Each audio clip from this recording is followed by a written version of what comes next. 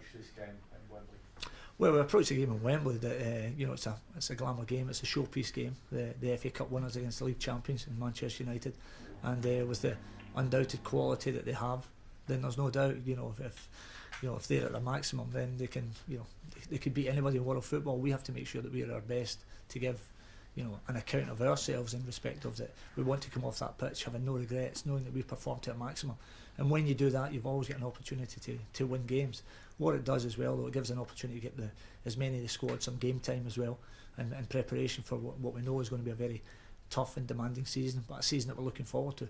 But as regards, playing against, you want to play against the best teams and the best players in world football, and Manchester United certainly are that. So it's an opportunity, as I say, for the players to see to the level that we all want to get back to. Everybody craves the Premier League, and I've said before, you can obviously debate about there's one or two in terms of individual teams better in world football, but in terms of the product of the Barclays Premier League, for me the best league in the world, that's where everybody wants to be.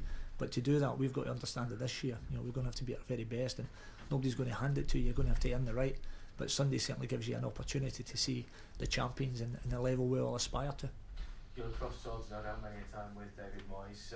What do you make of the fact that he's the man in the hot seat now at Old Trafford? Well, I've said for many years, for me, he was a natural successor to Sir Alex when for me, arguably, certainly the best manager we've ever seen in world football, decided to call it a day.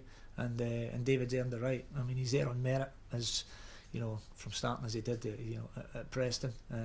And then obviously the opportunity at Everton, the job he's did at Everton. I mean, if you go back 3, 4, 5 years, I've said from those days that David Moyes could manage anybody in world football at that time, and so nothing has changed my opinion of that. I've got no doubt he'll have huge success in Manchester United. I hope it's after Sunday, but there's no doubt for me, he'll continue what Sir Alex has started, and Manchester United will be hugely successful under David Moyes' guidance. There's been such a big sort of media spotlight on the Wayne Rooney situation, and whether or not that's going to make any difference to the way the team play or way the team behave. Do you think there might be any degree of unsettlement among the players at all?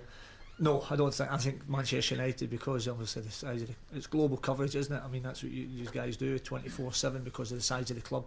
These players and the manager and everybody else involved at that football club, they're used to coping with the drama of football, as we call it. These are hugely successful players, motivated, they're champions. They know how to win. They know how to win late. They know how to win. They just know how to win games, and they make sure that when games come about, they're focused on their job. Whatever's on the periphery, then as I say, the relevant people will deal with that. But the players themselves will be focused on doing their job as they always are for Manchester United.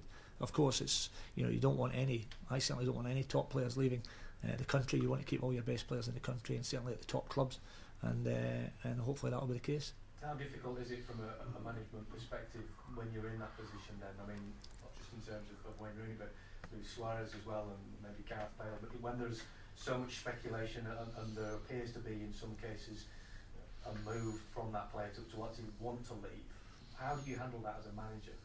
Well, I mean, I can't speak about the individual cases because I don't know what's involved in the specifics. All I do know is I think as a manager you manage that to the best of your abilities, and sometimes, as you know, there's one or two underlying features, people involved that maybe have got a bigger influence than what they probably should have. So I think ultimately each manager manages it on its own credentials, whatever's involved in it.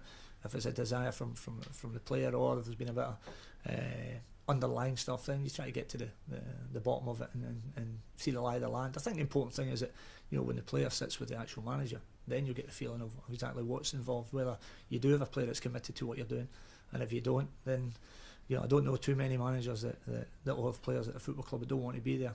At any football club, regardless of their level, you need players that are committed to your football club, because we all understand that directors, players, managers, they all come and go. The one constant in any football club is the fans, and the fans need to know that the players that represent them want to be at the football club. I think that's of paramount importance, and I think any manager, when they sit with their players, will really get to the bottom of it. They know if players are committed for them, but I don't know any manager that will have a player that's not committed to what they're doing, because obviously that could be detrimental to your group, and the group's all important to represent the fans.